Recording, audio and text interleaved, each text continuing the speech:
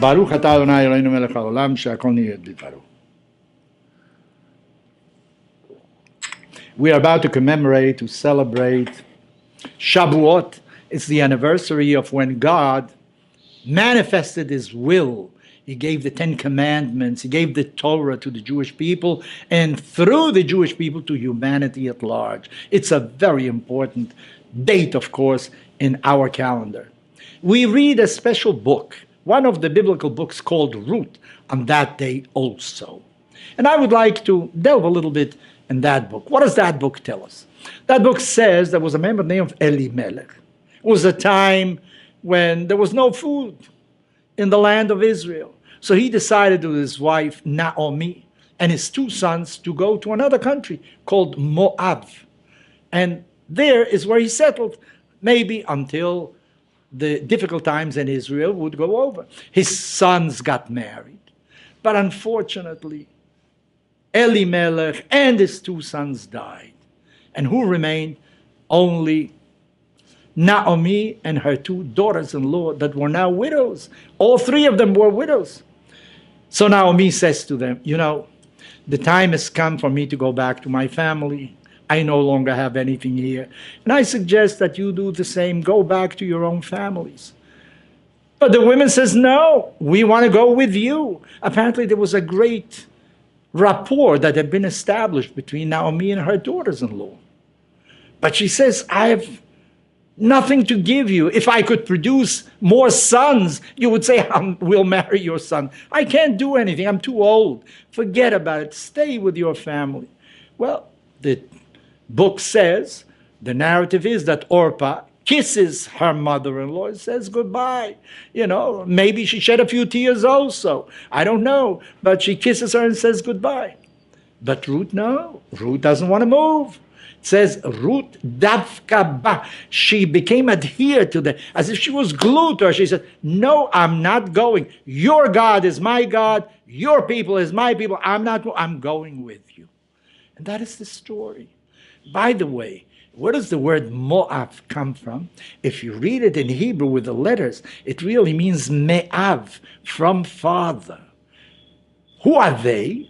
According to the Bible, after the two cities of Sodom and Amorah were destroyed, you know, Lot and his wife, who became a pillar of salt, and his daughters ran away, and they ran to a mountain. They went to a mountain, and the daughters, when they saw the destruction of the cities that lay before them, they thought the entire earth had been scorched. Humanity had finished. No more. They were the only survivors. So they went, gave their father to drink alcoholic beverages, and at night, one after the other, and two successive nights, they had relations with the father.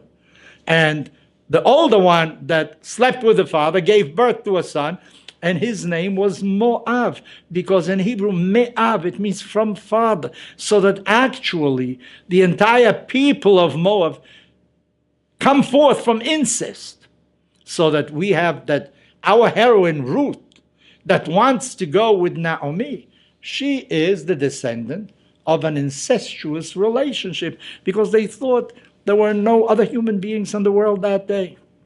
Well, the story goes on that she accompanies the mother. She marries a man by the name of Boaz. Eventually, she becomes the great-grandmother of King David. Take a look.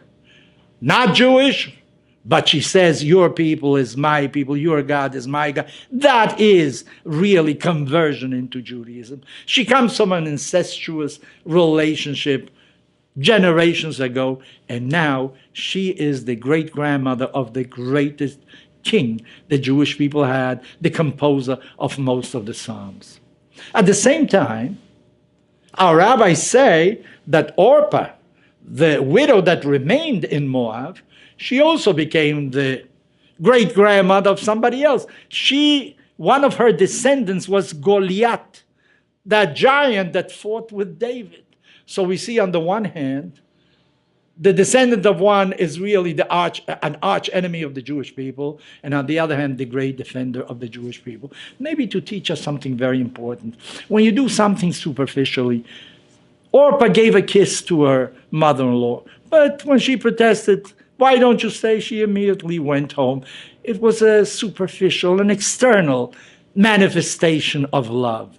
But Ruth was different. Hers was deep-seated. She was glued to her mother-in-law. She said, wherever you go, that's where I am going. So maybe this is the lesson for Shavuot. What are we going to do? How are we going to celebrate Shavuot? Are we going to commemorate it by placing our hand and kissing the Torah when the Torah passes by?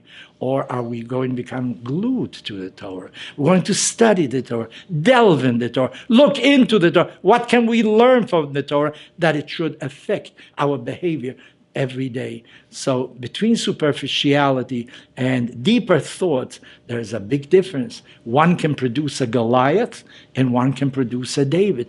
What do you want to be the ancestor of whom? Of a Goliath? You want to make sure that you're the ancestor of a David. Maybe out of you, a future king of Israel will be produced.